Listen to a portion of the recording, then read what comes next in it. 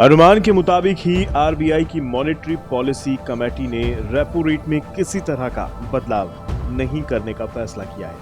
3 दिनों की बैठक के बाद एमपीसी ने रेपो रेट 4% और रिवर्स रेपो रेट 3.35% पर बरकरार रखा है। मई 2020 में रेपो रेट में कमी किए जाने के बाद से ये अप्रैल 2020 के बाद से सबसे निचले स्तर पर बना हुआ है।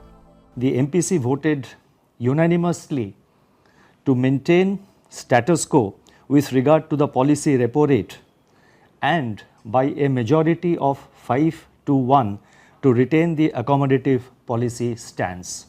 Consequently, the policy repo rate remains unchanged at 4% and the stance remains accommodative as long as necessary to revive and sustain growth on a durable basis and continue to mitigate the impact of COVID-19 on the economy while ensuring that inflation remains within the target going forward. Corona की दूसरी लहर के बाद से जारी तेज आर्थिक recovery पर भी आरबीआई ने मोहर लगा दी है। आरबीआई गवर्नर ने कहा है कि अर्थव्यवस्था में सुधार के साफ संकेत दिखाई दे रहे हैं।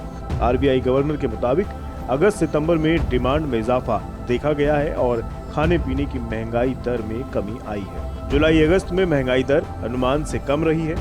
निवेश में सुधार शुरुआती दौर में देखने को मिल रहा है। आरबीआई महंगाई को कंट्रोल करने की कोशिश कर रही है।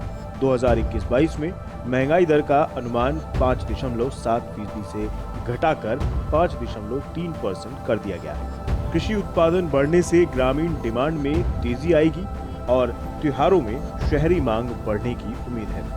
इन सब संकेतों को देखते हुए आरबीआई ने दूसरी और तीसरी तिमाही का विकास दर अनुमान बढ़ा दिया है।